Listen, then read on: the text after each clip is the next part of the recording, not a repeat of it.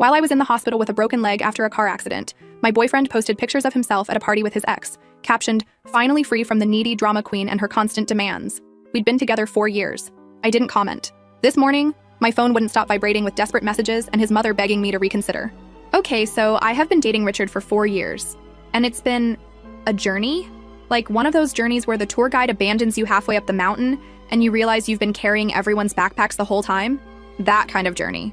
We met when I volunteered at this community garden restoration project that my company was sponsoring. I was assigned to the compost team, and Richard was the team leader who called himself the Compost King, unironically, y'all.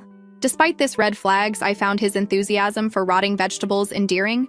He had this whole speech about how breaking down is just the first step to building something beautiful.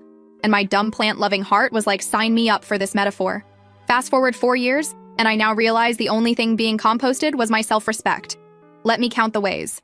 Richard has helped with rent exactly 7 times in 4 years. My name is the only one on the lease because his credit is temporarily damaged. For 4 years? He's between jobs approximately 60% of the time we've been together. When he does have money, it goes to his gaming setup, his clothing, or going out with the boys. He's asked to borrow my car more times than he's asked how my day was, but your girl was in love, so I made excuses for him.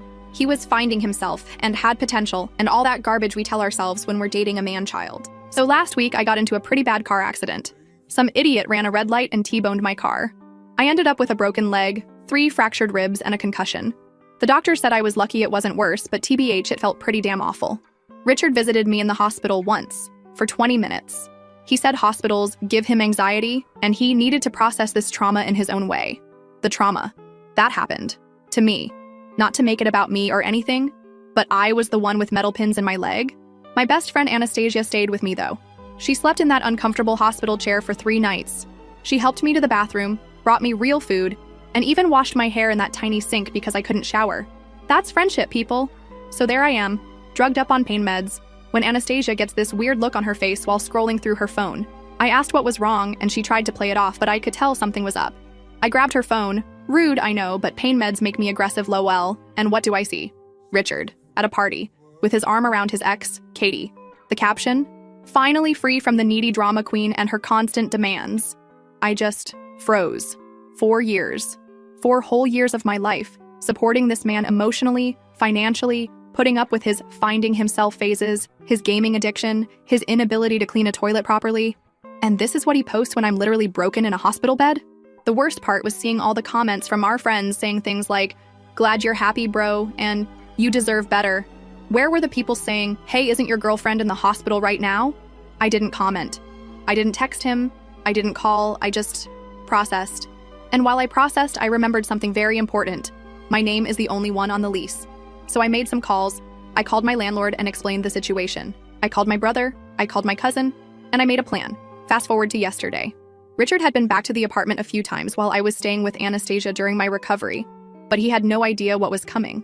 My brother and 2 of his coworkers helped me execute phase 1 of my plan. We packed up every single one of Richard's belongings, every crusty sock, every limited edition Funko Pop, every gaming console and special edition controller, his precious collection of craft beers, his signed baseball cards, everything.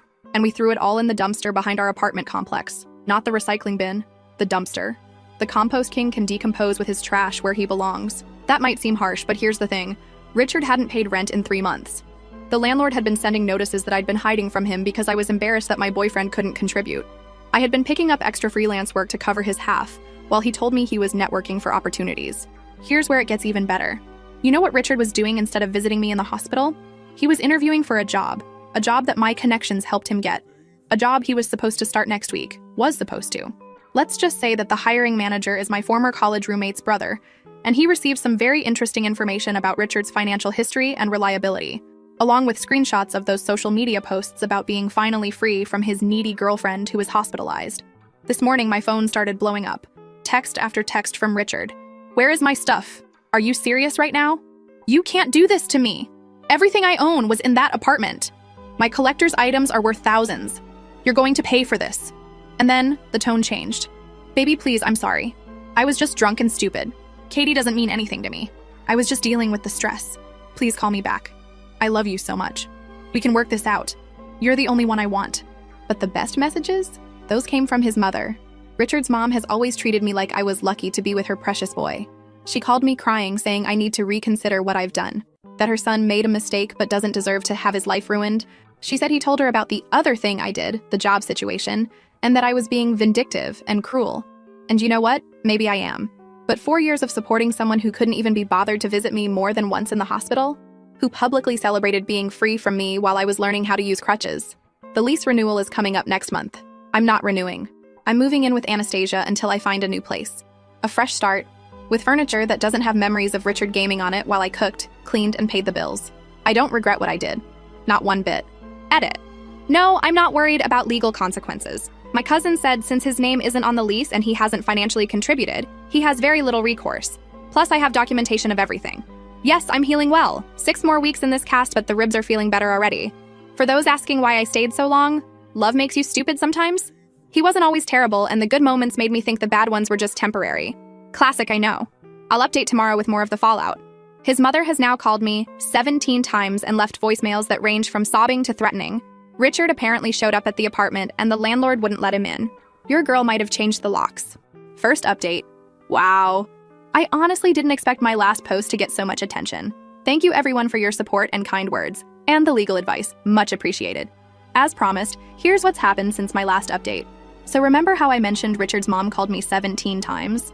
Well, that number is now up to 43. 43 calls in less than 36 hours. I finally answered call number 44 because I figured it would never end otherwise. Let me paint you a picture of this phone call.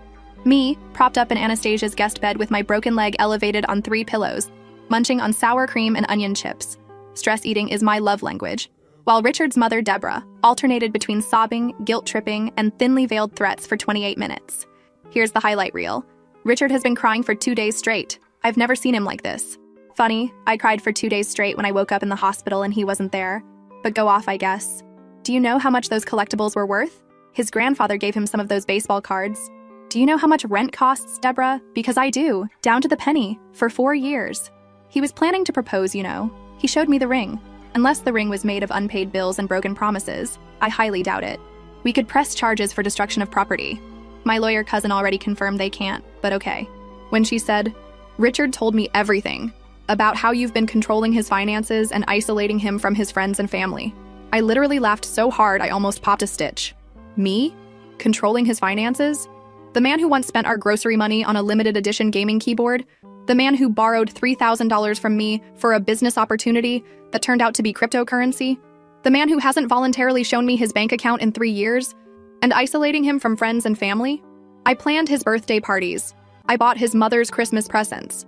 I drove him to family functions when his car got repossessed. But here's where it gets really interesting. I didn't immediately hang up on Deborah, though believe me, I wanted to. Instead, I asked her a simple question. Deborah, when was the last time Richard paid rent? She went quiet for a moment, then said, he told me you two had an arrangement where you handled the household bills and he covered other expenses. What other expenses exactly? I asked. More silence. Then, well, I'm not privy to your financial arrangements. So I told her. I broke down exactly what Richard had contributed financially over the past 4 years. I told her about the $17,000 in credit card debt I racked up covering his half of expenses. I told her about working overtime and weekends while he played video games and networked. I told her about how I had to sell my grandmother's jewelry last year to cover rent when Richard assured me he had money coming in that never materialized. You could practically hear her worldview cracking through the phone. But he said he's been supporting you, she finally said. He said you lost your job and he's been carrying you financially. I lost my job? I've had the same job for 6 years with 2 promotions. Meanwhile, Richard has had 7 jobs in 4 years, the longest lasting approximately 3 months. I didn't say any of this though. Instead, I simply told her I would email her copies of bank statements, rent receipts, and text messages that would clarify the situation. I also mentioned the social media posts he made while I was in the hospital, which she claimed to know nothing about. The call ended with her saying she needed to speak with Richard and would get back to me. She hasn't called since. Funny how that works. Now, let me back up and explain exactly how the great dumpster disposal went down, because many of you asked for details.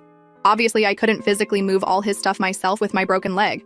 My brother Dylan is literally my hero. He brought 2 of his guys over on their day off. I paid them, of course, because some of us understand the concept of paying for services rendered. Richard. We started with his prized possessions. His gaming setup, 3 monitors, custom PC he spent $2,800 on while between jobs. his collectible figurines, still in boxes because they'll be worth more that way, his signed sports memorabilia that he refused to let me hang because it wouldn't match the decor he never paid for, his craft beer collection, some bottles dating back to our first year together that he was aging, but really just forgetting about. It took 4 hours to pack everything. 4 hours of finding random socks under the couch, discovering half-eaten bags of chips in the bedside table, and unearthing receipts for purchases I never knew about. It was like an archaeological dig into the life of a man-child. When Dylan picked up Richard's throne, yes, he called his gaming chair his throne, and carried it ceremoniously to the dumpster like he was disposing of a cursed artifact, we didn't break anything deliberately. We didn't cut up his clothes or smash his electronics. We simply relocated them to their rightful home, among the rest of the garbage.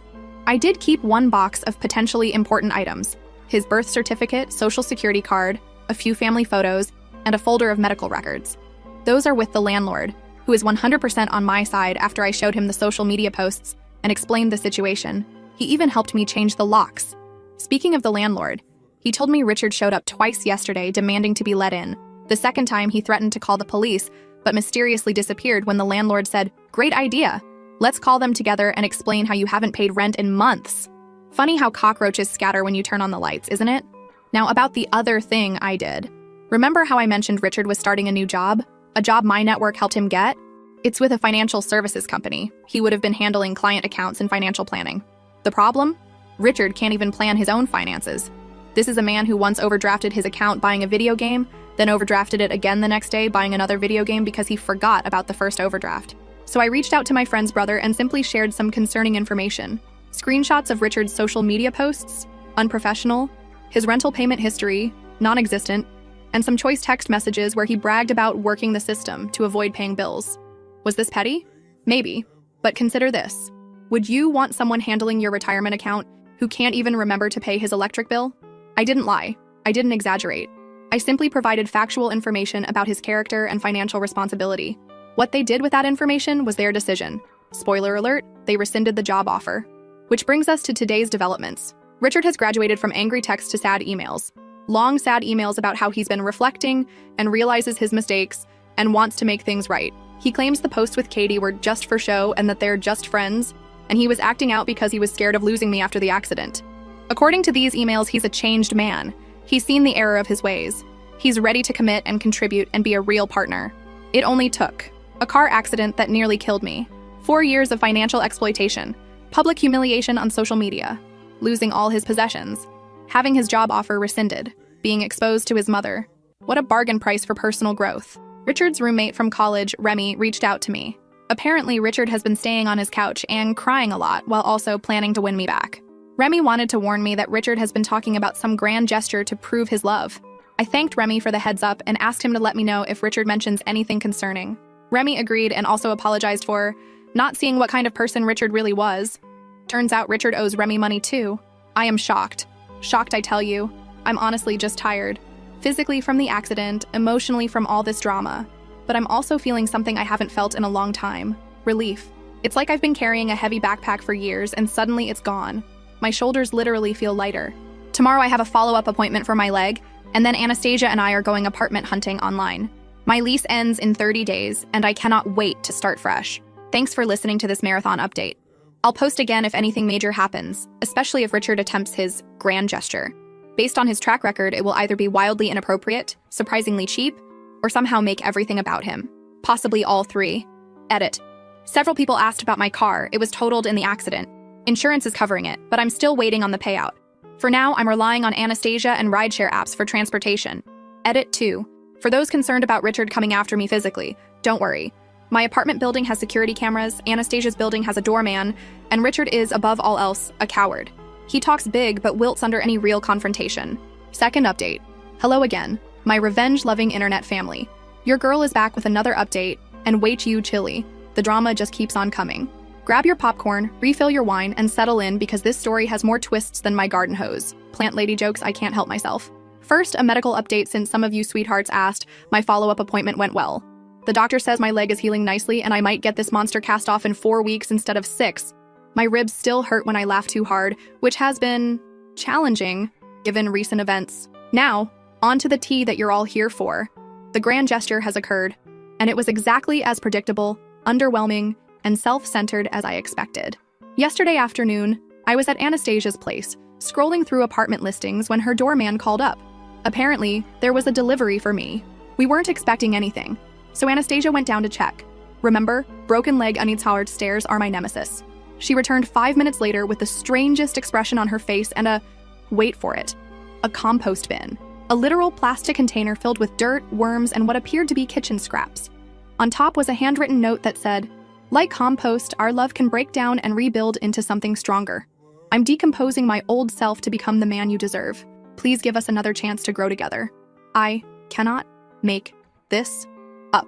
The compost king really thought that comparing our relationship to rotting food would win me back. The audacity, the delusion, the absolute tone-deaf nonsense of it all. Anastasia and I laughed so hard I had to take extra pain medication for my ribs. She even took a picture of me looking completely bewildered next to this bucket of dirt and posted it to her Instagram with the caption, "When your BFF's ex thinks worms are the way to a woman's heart." She tagged me, but not him, thankfully. But wait, there's more.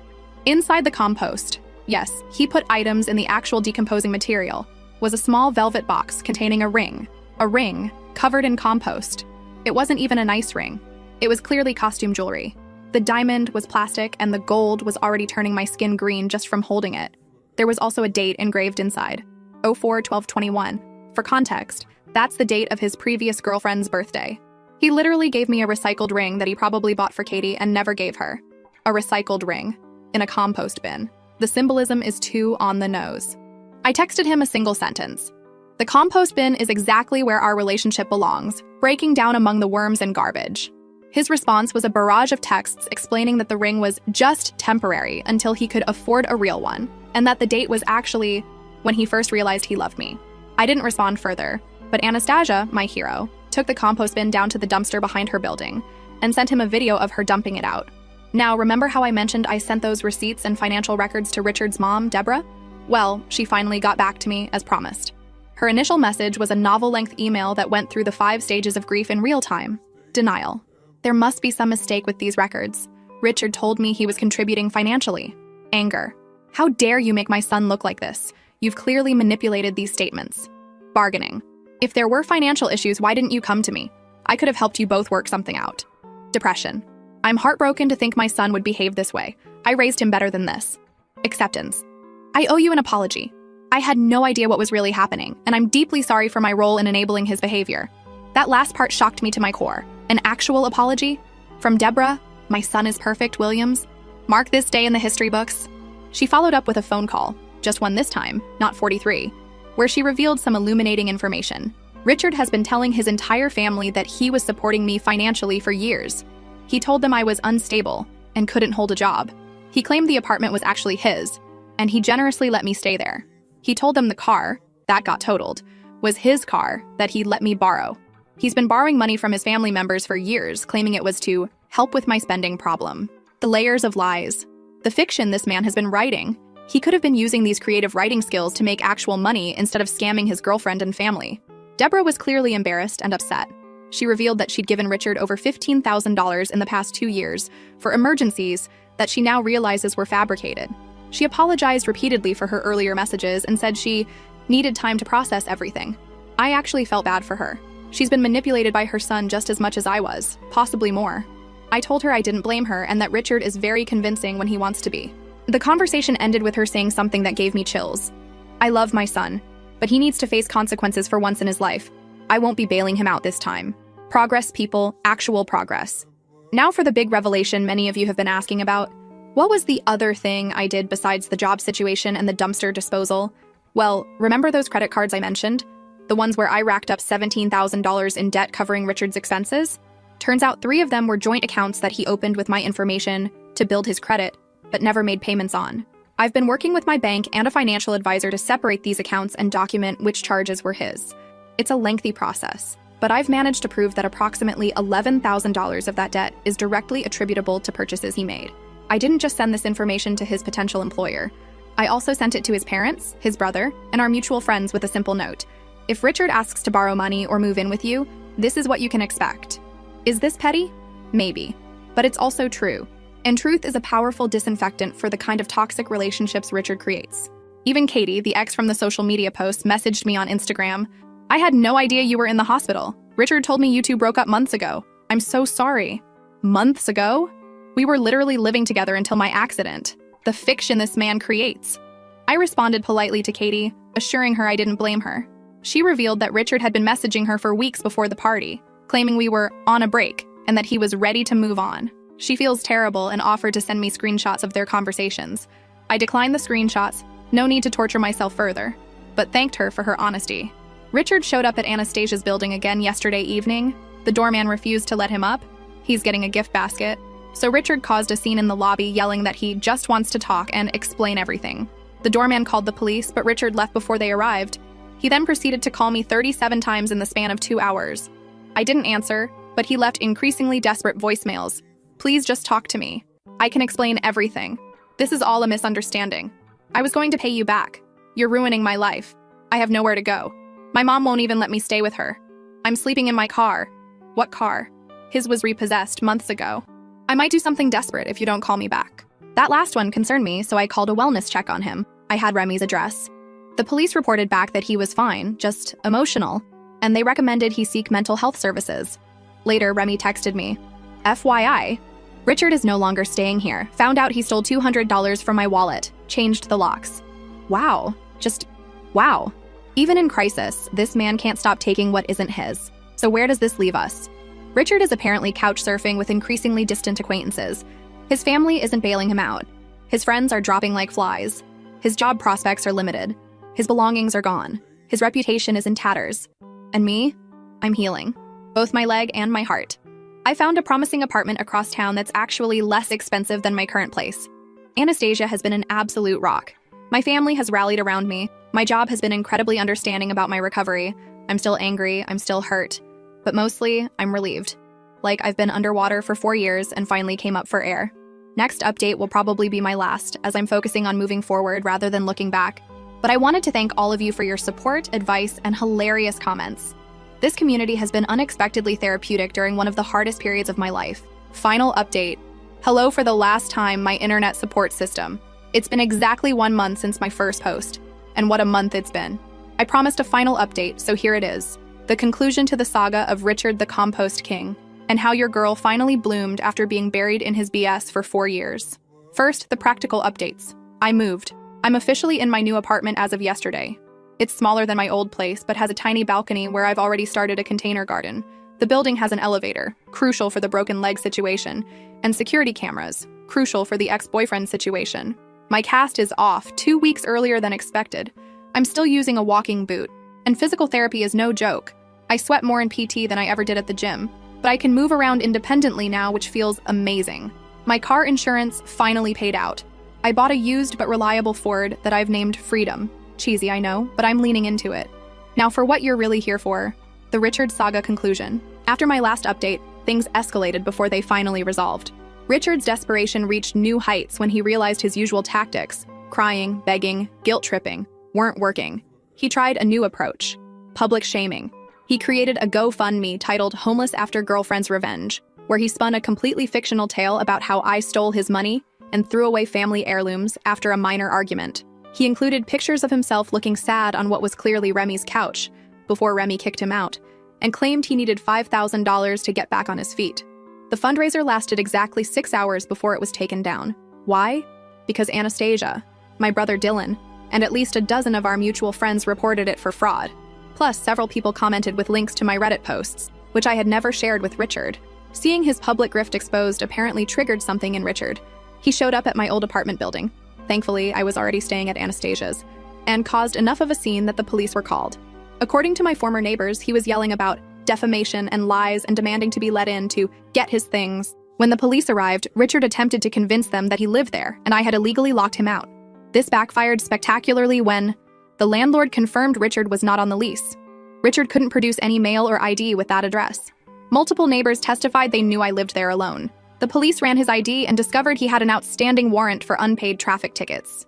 Yes, my friends, Richard got arrested. Not for the scene he was causing, but for the $200 in unpaid tickets he'd accumulated over the past 2 years. Tickets I had no idea existed because he'd been hiding the mail. He spent 2 nights in jail before his brother, not his mother, interestingly, bailed him out. According to mutual friends, this experience was apparently the wake-up call Richard needed. He's since moved in with his brother, who is making him pay rent, started working at his brother's company, stopped contacting me entirely. That last one is the most significant development. After weeks of constant calls, texts, emails, and dramatic gestures, the silence was sudden and absolute. No more 3 a.m. voicemails, no more essay-length emails about how he's changed, no more compost-based metaphors about our relationship. At first, I was suspicious. Was this some new tactic? Was he planning something bigger?